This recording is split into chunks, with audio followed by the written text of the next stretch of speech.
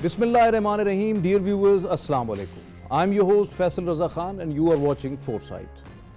Viewers, the United Nations formed to promote global peace, but instead conflicts intensified, as we have witnessed already and witnessing in Gaza and West Bank in Palestine and in Indian illegally occupied Jammu and Kashmir, sheer examples of war crimes, genocide and human rights violations. Unfortunately, regarding Gaza, despite Secretary General Antonio Guterres invoking Article 99, Security Council still not moved an inch towards ceasefire. And primarily, it is because of the US veto. Because of the structural hurdles and big power politics, United Nations has been largely failed to prevent wars, invasions, while still unable to resolve the burning issues like Kashmir and Palestine. Today, because of the United Nations' deteriorating role and ineffectiveness, urgency of the UN Security Council reforms and giving more power to General Assembly is inevitable. To discuss all these important aspects regarding UNSC reforms, we have in our studios Sara Ijaz, she is the senior analyst, Hassan Khan, he is the senior journalist. Most welcome to you both. And we have also Dr. Wasim Ishaq, he is the senior analyst joining online. Most welcome to you, sir, as well. My first question, Sara, that why United Nations still failed to adhere its own resolutions regarding the core issues of Jammu and Kashmir and Palestine? Since you, in your intro, you mentioned that you talked about UNSC, United Nations Security Council, I guess we need to start from that point. It is one of the main, organs of the United Nations, and the main primary responsibility of UNSC is to maintain international peace and security, and also to create, criminal tribunals to, address the issue of massive violation of human rights and including and to maintain the sovereignty of states. But unfortunately, over the period of time, and I would like to highlight over here particularly post-Cold War scenario, where the UNSC was made and was forced to cater to cater the US interests particularly. Because since we all know that early 90s or the post-Cold War era was the era of US as a superpower, as the international power declared at global level. So be it sanctions, matter of sanctions, be it military intervention, or be it any the role of maintaining peace in the country becomes very subservient to the US interests and to the US. It's very simple and it's very plain, and there is no doubt about it. There are a number of reports, number of UN personal reports and projects are there. Now let's come to the failure of UNSC. One of the reasons is this. And the main, the very prominent failures of UNSC as the international body is the Gaza, Syria, Iraq war, Kashmir. Again, the whole point. Definitely, the several aspects are involved in that. Hassan, do you think that UN Charter was actually weakened and it was envisaged to curb might is right phrase, but unfortunately we are witnessing that in every conflict it is there. Thank you, Faisal bhai. I think, look, if you look at the creation of the United Nations organizations, the very this is the umbrella one of the United Nations Security Council. So I think it was the post-World War II product. And the world was engaged almost, if I use the word, for more than 20 years. If you continue with the 1919 World War First and then ended practically in 1942 around. So it was the creation of the war and the destructions and the superpowers era. So definitely its main objective was not to let the world face such destructions and such I think killing of human being on such a wider scales which the world faces in First and the Second World War. So it was its main responsibility. But unfortunately, its most powerful body is this UN Security Council. There is a General Assembly where the entire assembly of 190 around members are currently there. So the entire assembly is there, set there, so that is the General Assembly. But the most important and the powerful arm is the UN Security Council. The reason is its responsibility is to do the hard things, strong arm things like controlling war, like maintaining peace and stability, etc., controlling the powerful, not to attack the weakers, etc. So I think this was its main responsibility. However, during its production time, this five at that time were most important countries, the powerful countries. This was China. You're talking about Russia, P5, permanent P5, yes, permanent 5. So to keep their interest intact in the proceeding of the UN and the Security Council, so they were given a Brahman type of role, like a special role, that you are more equal than the others. So you have almost 187 on one side, and you have 5 on the other side. Not 3 on the, even 1 is enough to sabotage the whole Security Council of the General Assembly thing. So I think this is quite unfortunate. And as Madam Sarah mentioned, that so far practically in the UN, the Security Council failed to control the conflict or stop a war where a superpower or one of the permanent 5 is involved in it. So you mentioned the Syria, there the US was there. Look at the Yemen, it is still, I think, bleeding since for more than a decade now. Look at the Libya, how Iraq was attacked, etc. So, and look at Kashmir. Kashmir is, I think, if I'm not wrong, it will be the first and the oldest thing on the UN agenda. Definitely. And there are a number of Security Council resolution, and the Security Council resolution is a binding one. The General Assembly resolution is not a binding one, non-binding, but the Security Council resolution is a binding one.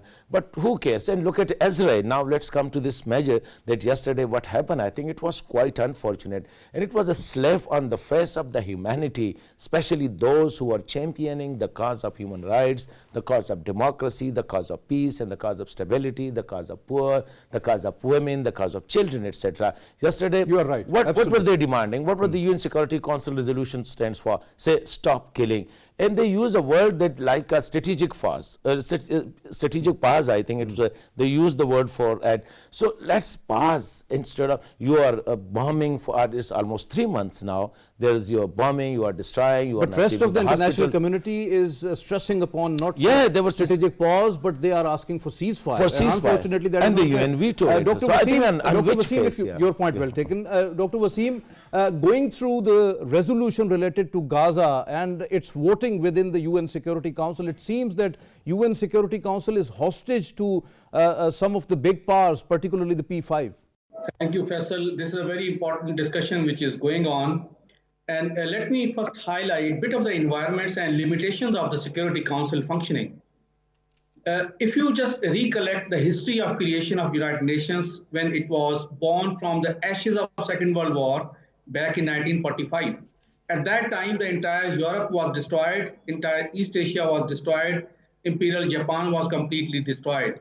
So in that context, the 5 allies who were the victors of Second World War eventually formed the United Nations, and its preamble says to save the succeeding generations from the scores of war. Means that United Nations was formed to prevent the humanity from Third World War. So as per the statistics, Third World War has not happened as yet. However, there are 50 ongoing conflicts in the entire globe as of today in one way or the other. Now, what are the functional limitations of Security Council? While the General Assembly membership increased from 51 in 1945 to 193 today, that represents the entire globe, because the process of decolonization started back in 1965. So therefore, a lot of countries who got independence later on eventually got the membership of UN General Assembly. However, there was no expansion of Security Council, and all those 5 victors of Second World War, majority of whom lie in the Europe, unfortunately, they retain the veto power and there is no expansion. So therefore, they have created a sort of hegemony of their desires.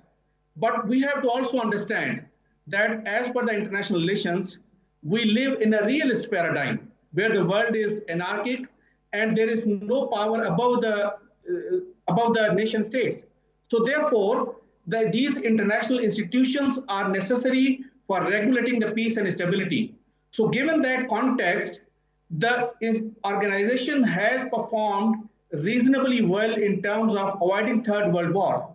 However, it has not performed so well in terms of preventing the ongoing conflicts and also. But Dr. Wasim, the people who are oppressed and suppressed by the different powers in different regions, they are thinking, particularly Kashmiris and Palestinians, they are thinking that United Nations, particularly the Security Council, is just a debating club and nothing else, because they have done nothing for them and they got no relief out of these organizations.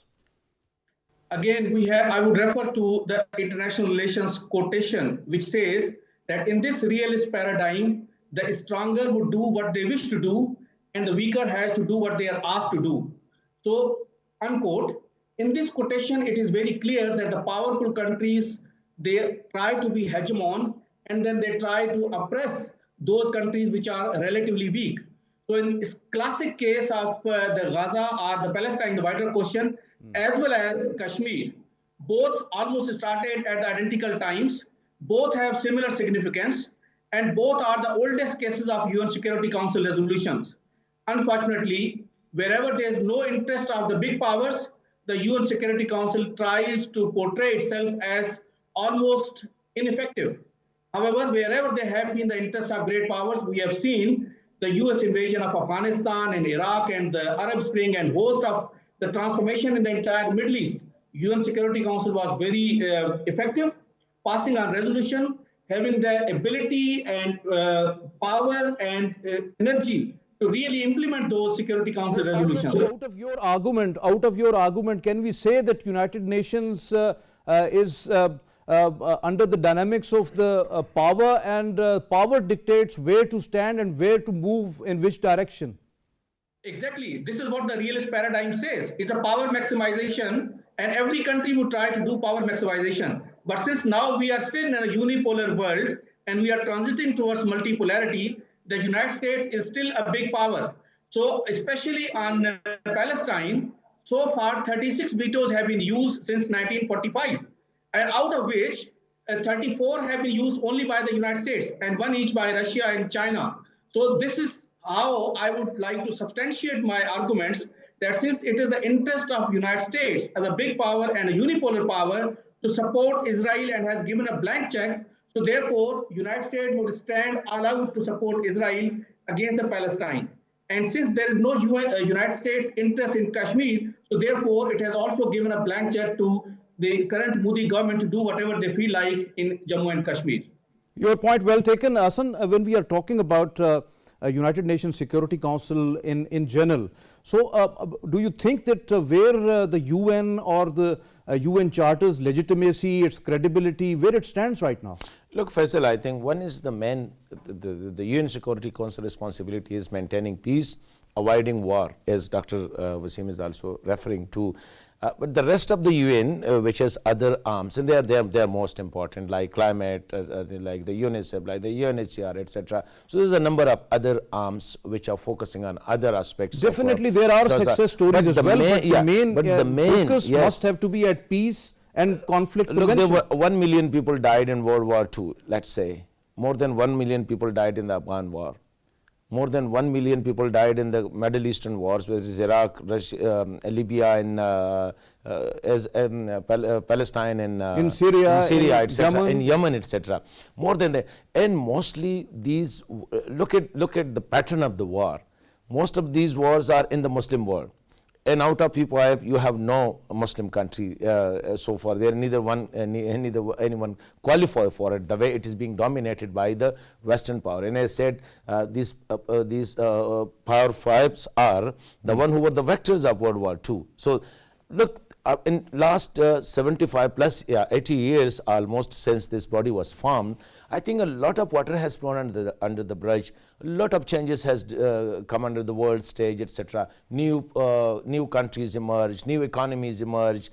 Like if you look at the UK, the France, etc. By the definition of the powers, I think that they do not qualify it to have this veto power. So I think as Pakistan is also stressing on it, because there are certain countries like the others four like the India, Brazil, Japan, and is one other. I think it's Germany. They are trying to be given the veto powers.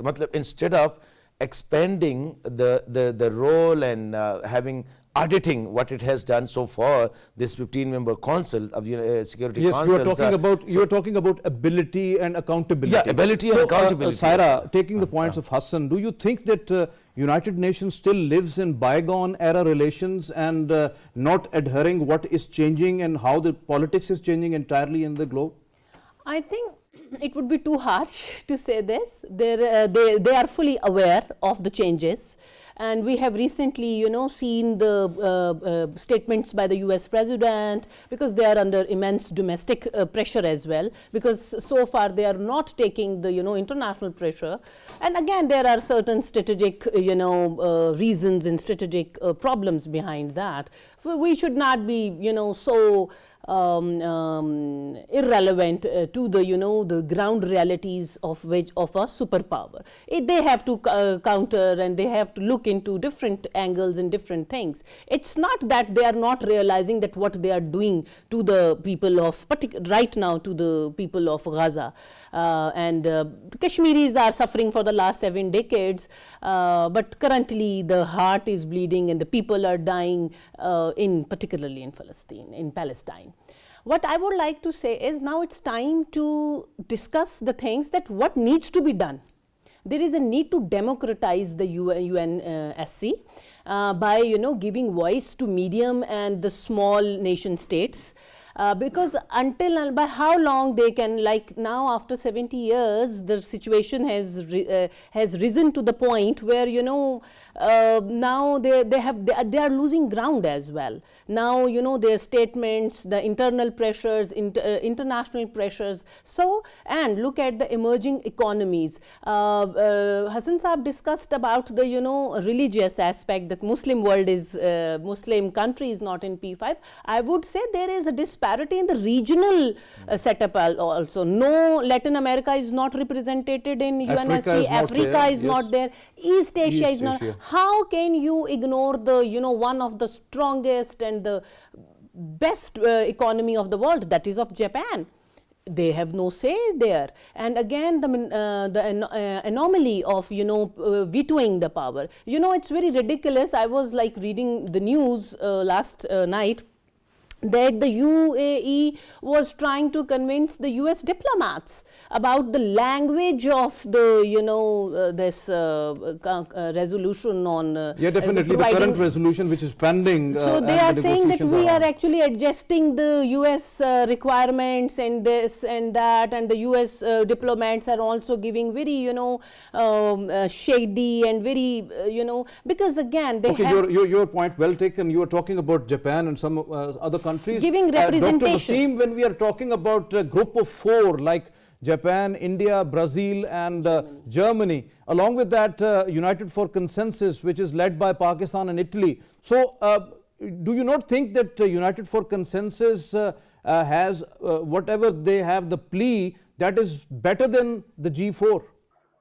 My perspective on the restructuring of the United Nations says that despite many shortcomings and inadequacies, United Nations and the United Nations Security Council is still the indispensable institution in this evolving international order. Secondly, there has been 2 serious efforts in the past for the United Nations restructuring. One when the Kofi Annan was Secretary General, he ordered a high-level delegation and high-level study group for the UN restructuring and UN reforms. And the second group was under Lakhdar Ibrahimi for the peacekeeping reforms. So other than that, there has never been a serious effort, and these all 2 were done 20 years ago. So again, I would say that United Nations by itself is involved into a sort of complacency whereby despite realizing the needs, it has not pushed for those recommendations or formulating a new groups as the last 20 years have passed. So there have been many options. One of the options has been like, for example, the Brazil, Germany, India, and Japan. And the other option, which you just highlighted, Argentina, Mexico, Italy, Poland, Pakistan, South Korea, and Turkey. There's yet another option. The African Union's representations, because it's a group of 52 African countries, and then 50% of UN Security Council's time is consumed on discussing issues in Africa because most of peacekeeping missions are there, and 70% of UN Security Council resolutions pertain to Africa, but it does not have any sort of representation. So there are many formats which are being discussed. So Dr. Wasim, United Nations General Assembly has the debate going on regarding UNSC reforms, along with that intergovernmental negotiations, but still it's not productive. So why is it so? The discussions or the reforms committees have so far been inconclusive. And the reason behind this inconclusiveness has been that the push by United States has not been there as it should have been. Because of one reason, that United States is the biggest funder of the United Nations. So therefore, it maintains hegemony in the entire functioning of the United Nations. So if this reforms goes ahead, it is certainly going to affect the United States the most because it is the waning unipolar power. So as the Security Council becomes more inclusive and decision making becomes more divided amongst the other participants, which eventually should be taking their place as permanent or non-permanent members in the Security Council out of the agreed agenda, then probably the United States, which is almost losing its unipolarity at a very fast rate, and especially the events fast moving in Gaza have tried to accelerate this process. So in my understanding, it is probably the political will of the United States which is hampering the Security Council reforms as well as the overall restructuring of the United Nations. So what do you think that regarding UNSC reforms, what is the conflicting point when we are talking about categorization of the membership, question of veto, and also the size of expanded council? Because the question of veto or overriding power to United Nations General Assembly is the real question. The biggest challenge over here again is that the realist paradigm defines that each state works in its national interest for power maximization. So at the global level as well as at the regional and national level, it is all the game of power. And in this case, as we see the international order today, it is basically power maximization by previously the United States alone. And today we have peer competitors in terms of Russia and China. And we also have more middle powers like, for instance, India and Brazil and South Africa, to include a few. So in that context, as we go closer to the inclusive United Nations Security Council, that would actually erode the say of the United States straight away. And there will be more voiced by the challenging superpowers which are about to become, hopefully in the foreseeable future. We can't forecast the real time, but however, it will take some time, but it is in the offing. So therefore, the United States would not like to actually lose its hegemony in terms of international affairs. So therefore, the biggest challenge would be the US political will and US desire to continue its hegemony.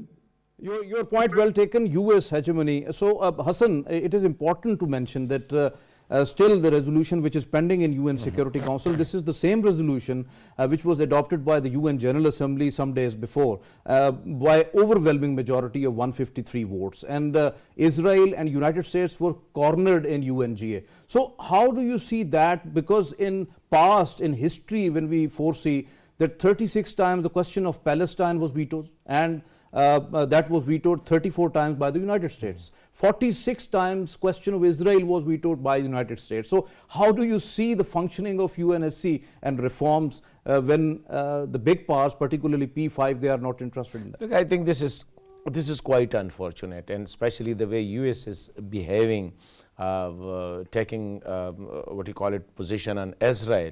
I think Qaid-e-Azam Muhammad Ali Jinnah Rahmatullah Alayhi has rightly said it is the illegitimate child, the illegitimate child of the US and the West, etc. And they are protecting the Israel. And I think there is the fear that if they put their hands off Israel, so definitely it will be annihilated in a way in this region. I think that may not be the case, but the fear is there, and especially the Israeli lobby. I will use the word Israel. I will not use the word Jews, etc. The Israeli lobby, I think it is quite stronger. It is everywhere. They are small in number. They're more in education. They're more in research. They're more, I think, more the command and leading the world institution, especially the U.S. So rightly mentioned, referred by Sarah, that there are the domestic compulsions for the President of the United States to support, and no doubt there are the largest demonstration against the Israeli aggression in the U.S. and in the West. The people of the West and the people of the U.S., they are not supporting these I think the cruelest of the wicked the behavior or approaches of their administrations. They are for the human rights violation, because look, young kids of I think 6 months or 2 months or 3 months, they are being killed. I think you are not sparing the hospitals. You are bombing everything which comes in your way, etc. And this massacre is going on.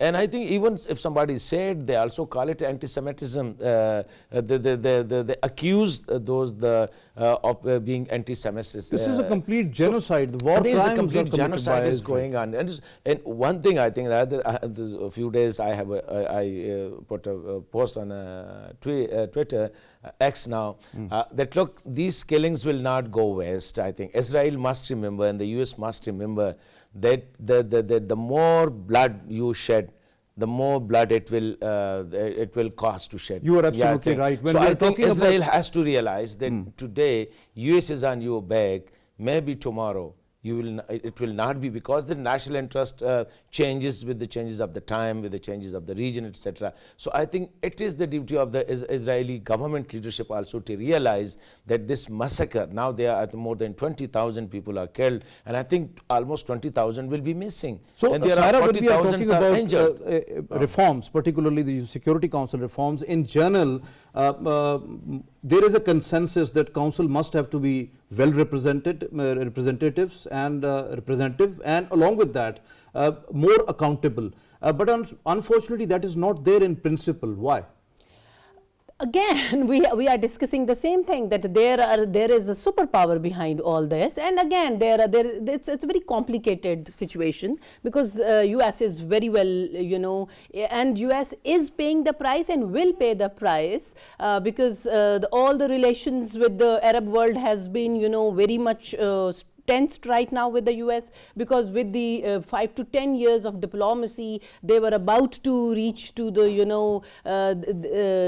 the rapprochement between Iran and there were very positive developments prior to pre-post October 7 all this incident. I think it's a very unfortunate event which happened and which started occurring after 7th of October this year.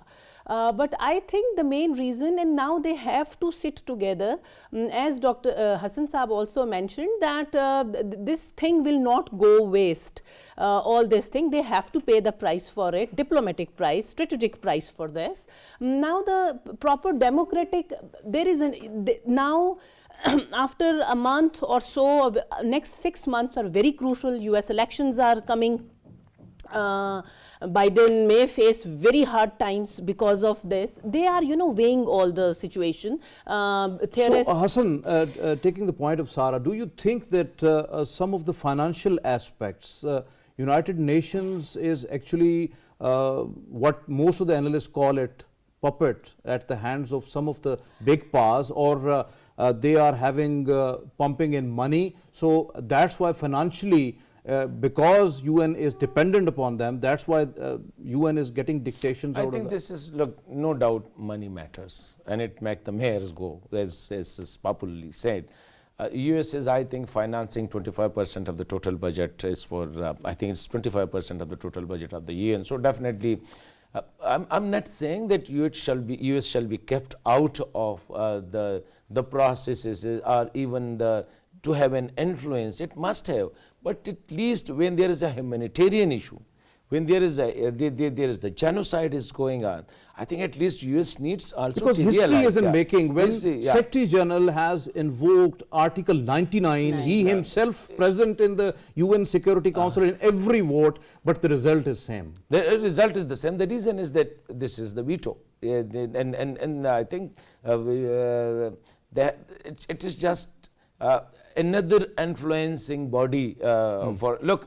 When the US was coming to Afghanistan, it has a stamp from the UN Security Council.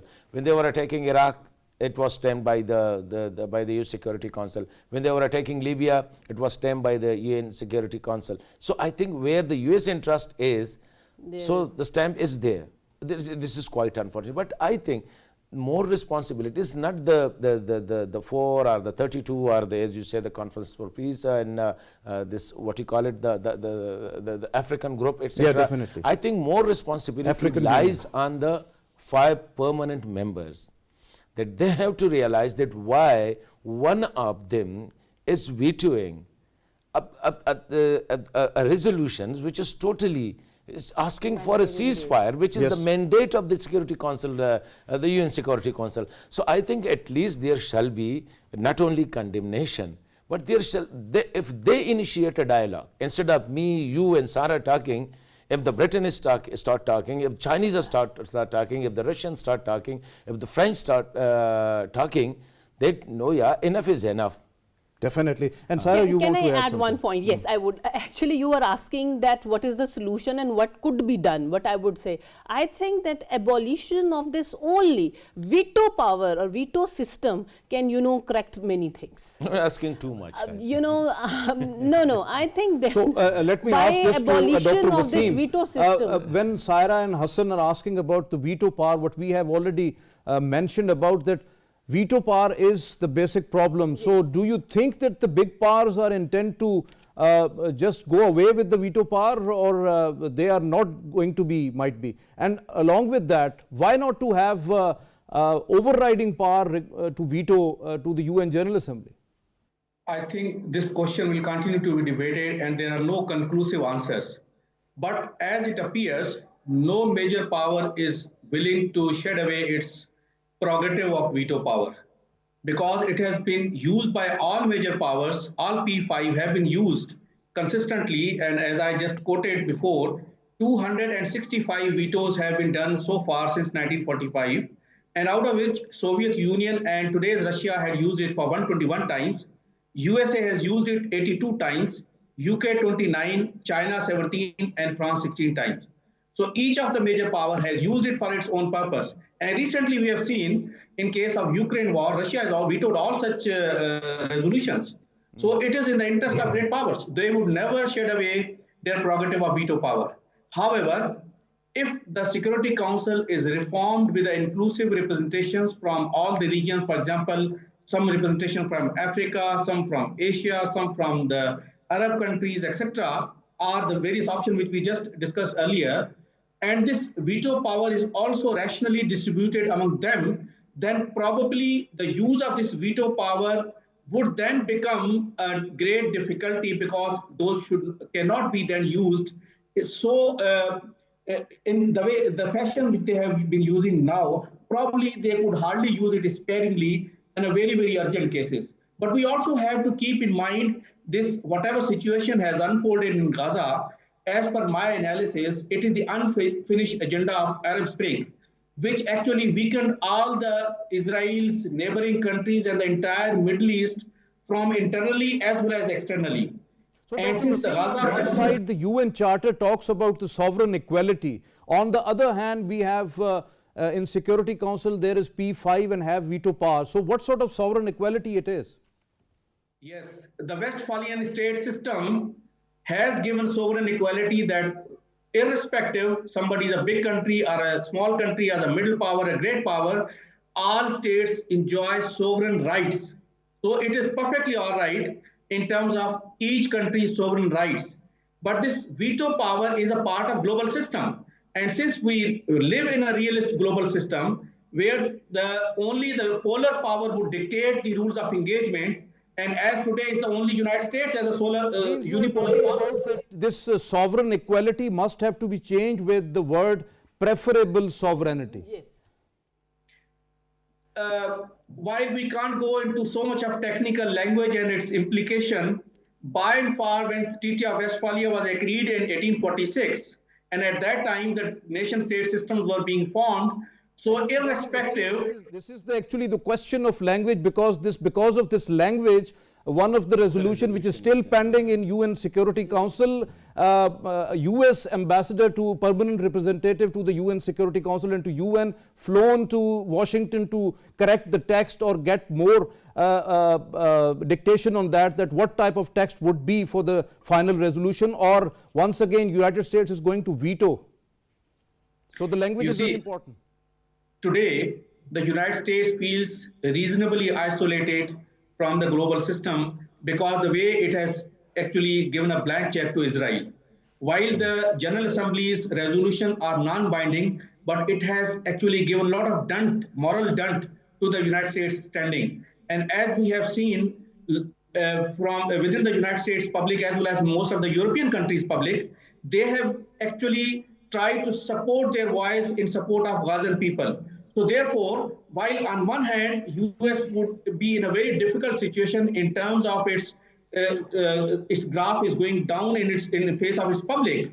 However, it has already given a blank check to Israel ever since it was established. So therefore, it wants to actually balance out its relation with Israel. It wants to balance out its global stature, and it also wants to satisfy its people, public, which has actually gone against it. And we have seen Joe Biden's graph has gone down, and there are all the more polls which are indicating that these are likely to affect his performance in the upcoming elections. So, Dr. Wasim, you are very right, but this leverage is not only given to Israel, but India as well. So, when we are saying that like group of four, they have the instance that they must have to be gifted by some sort of veto powers and as a permanent member. But United for Consensus says that it would be a disaster to have more veto powers and more permanent members, rather than you have to expand the Security Council regarding non-permanent membership. And along with that, there must have to be indiscriminate,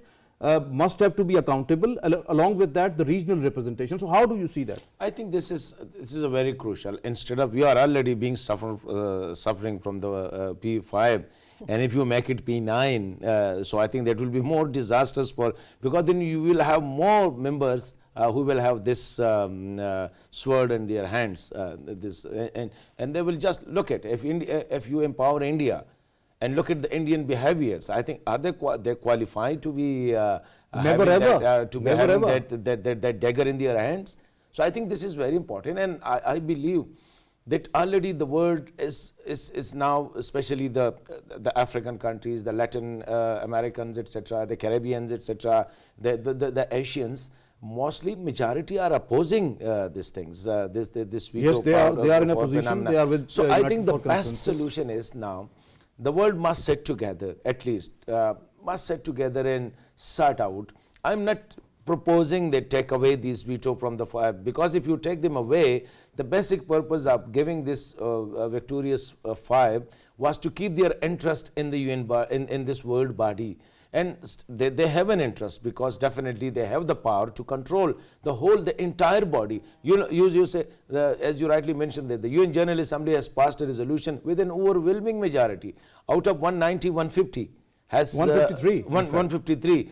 It has passed it, but there are one person sitting in with having a. That's why most of the member states are asking for overriding power regarding veto to UN General Assembly rather than to any country. Than to any simple country. So I think that, but I'm not optimist that we will either take this veto power from any one of them. But the better is, I think, the regional like organizations, like we have to, like the African Union, like we have the SARC, like we have the Islamic OIC organization, Islamic countries, etc. I think unfortunately even these organizations are not that assertive. Have you? Yes, there was a OIC conference on Gaza. It was called on it, and there was a condemnation. But beyond condemnation, I think nothing came out. Nothing can happen. The reason is that US is not alone here, as Dr. Wasim has said, that US has been isolated. Look, the world developed countries, they are rallying along with the US for Israel. You look at in any European country, if even people have lost their employment, lost their good positions. So, as Hassan said, regarding the developed world, that several... The government, not the people, the government. Definitely. Yeah, we are talking about the West, particularly the developed world. So, Saira, do you think that it's the elite, it's the global elite and the developed world which is lingering on these United Nations Security Council reform agenda just because of their own motives and hidden agenda? Yes, that is very obvious. But there is no question about it, and there is no, confusion about it. That's what we are discussing, and that's what we are saying right now. But I think we can make UN, especially when in today's sitting we are talking about United Nations Security Council, we can make it more accountable through, periodic, democratic periodic elections. Let's come to the point, because earlier I made a point which, to my mind, this veto thing and the simple majority democratic system which we follow, particularly in democracies, the simple majority candidate will win the position or will be the part of the parliament. But that's how, that's what I think, that democracy actually means this. But unfortunately, the proponents of the, rule-based or rules-led world, they are by themselves, they have made the rules and they are, driving the world according to them. And they are the violators as well. But the only solution to me Dr. is Wasim, this. when we are talking about UNSC reforms, do you think that these reforms bring a rationalized veto or having democratization within United Nations framework, multilateralism, empower diverse voices and make UN operates address global challenges in an amicable way? Gaza episode has provided an opportunity for introspection by the UN Secretary General. And as he has been blocked from every effort for humanitarian ceasefire, so I'm sure he would have taken the lessons back home that he has to initiate a process sooner rather than later. I'm sure that he would be working on some sort of forming a delegation, maybe visiting abroad, contacting people, and also highlighting the issues which he has faced during this process for immediate reforms of the UN Security Council or the overall overhauling of the UN functions.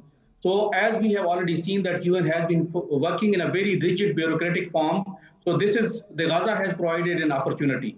And also the Modi government's attitude towards Kashmiri people, I think this would, the UN Secretary General would have taken a note of it also. And at the diplomatic level, we have always been raising our voice, and we have again raised our voice in support of Kashmiris as well as support of Palestinians. So join hands together with the like-minded countries and the groups.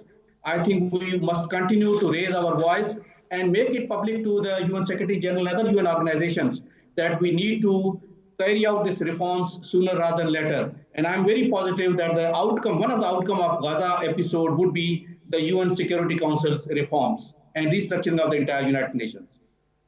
Thank you very much, Dr. Wasim, for being with us online, and thank you very much, Hassan, for being with us here in studios. Thank you very much, Sarah, as well. Viewers, as our panelists suggested, that it is the sheer time, it is a very important time that when the UN Security Council reforms are inevitable, to not only to strengthen United Nations but also to maintain global peace and security, and also to address the core issues like Indian illegally occupied Jammu and Kashmir issue, along with that the Palestinian question, and also especially the veto power is the real question. Either it should be rationalized, either it should be abolished, or if not, then a United Nations General Assembly must have to be given an overriding power to at least abolish veto to some of the pinpointed resolutions. This is all from today's Foresight. It's time to sign off. Allah Hafiz.